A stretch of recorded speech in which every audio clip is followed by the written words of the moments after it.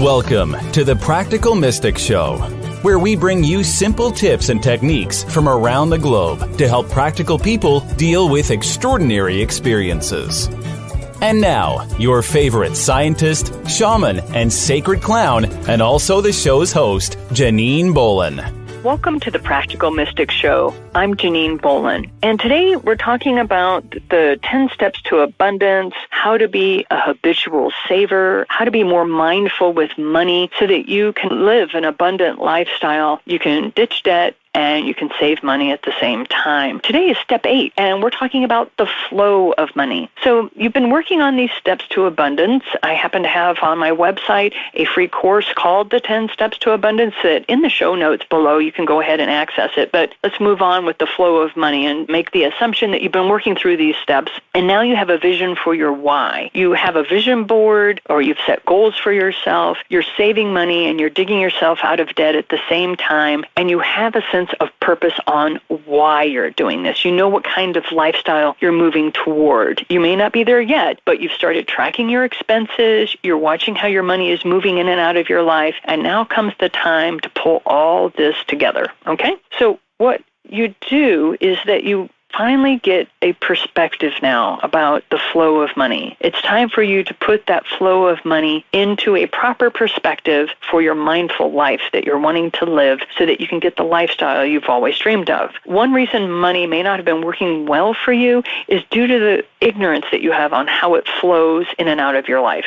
Now, don't worry, this is not something that they teach about in school. It's as important as the law of attraction and the flow of money. These are the basic principles that most folks, they just don't give a thought about it until their money issues reach a point that literally kind of reach up and bite them in the backside. But this is the thing. Most people say, Janine, I know exactly how money flows. Money flows in a very linear sort of way. I get my paycheck or I get money and I end up putting it into my checking account and it flows out. Usually I don't have enough money. I have more month than I have money, right? It's very linear. I put it into my account and it just flows right out. Well, I hate to tell you this, but money is not linear. It does not move like a stream from the mountains to the plains downhill, okay? It is actually circular. Money moves in a huge circle. It's so large, in fact, that most of us don't even comprehend the size of the circle until we are actively engaged in making that circle move faster for us.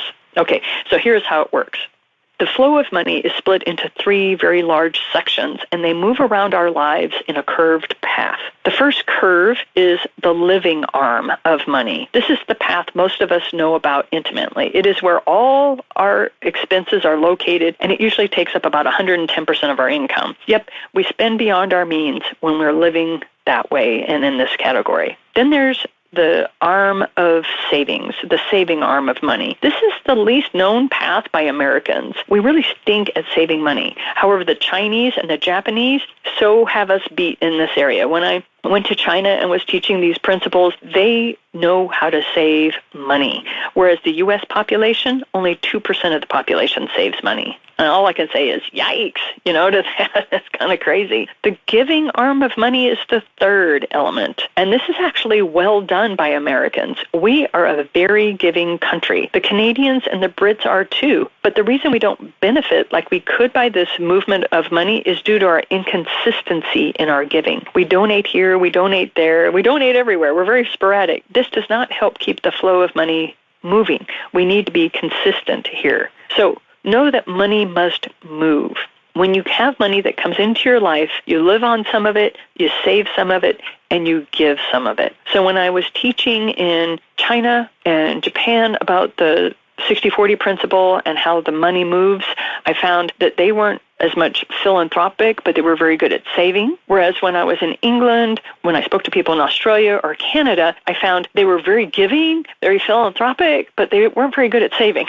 So it depends on your cultural context as to what you're able to do and what your culture kind of dictates as far as your financial education and how you move. So to get money moving in your life, you need to have cash flowing in all 3 areas, living, saving, and giving, okay? And you need to be doing this at the same time. That is why it's impossible to pay off your debt first, then save money. Oh my gosh, I wish I could tell you the number of times I've had to argue with my clients who were really adamant about, no, I'm going to pay down my debt, then I'll start saving money. And I'm like, you can't do that. You have to pay down your debt and save money at the same time. Otherwise, when those unexpected expenses that happen every month hit you, you have money in your savings account. And so that's what we're going to be talking about in the next episode, which is the 60-40 principle, is how you go about doing that. But right now, let's just talk about how money flows. And that is, you have the living part of money where you're living on that cash. You also have savings accounts that you need to have access to and moving through. And you also need to give money away. If these three elements are all being handled at the same time, money will move through your life and you will start to accumulate money and you will start to become what they call a habitual saver or a wealth accumulator.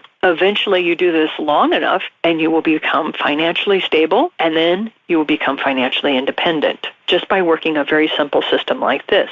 So you must save money and pay off your debt at the same time. And we're going to talk about how you go about doing that. Well, now that you know how money flows, you'll be able to use this knowledge to funnel your cash into areas of your life that will bring you a good return. This step number 8, the flow of money, deals with the actual mechanics, the details of how you go about making that happen. Now, one last little thing. I want to tell you a little story. When I lived in southern Missouri, and we had first moved there in the 1970s, and it was the first time in my life I ever saw how you worked a manual pump. Now, most of these pumps operate 33 feet or above. The water table has to be pretty close to the surface to use them this way. But I actually saw an old pump, and I was watching one of the old farmers take a bucket of water and fill up this pump, and then he started pumping. And I asked him, I said, what are you doing? He goes, rule number 1 when you work a manual pump is as you start pumping the water, as you put the bucket underneath the spout, and you always fill the bucket up before you do anything else with the water that's coming out of the pump. And I said, why is that? He goes, because when the next person comes along, they have to have that water in that bucket so that it can fill up and prime the pump. I had never seen anything work like that in my life. It's a very old metaphor, but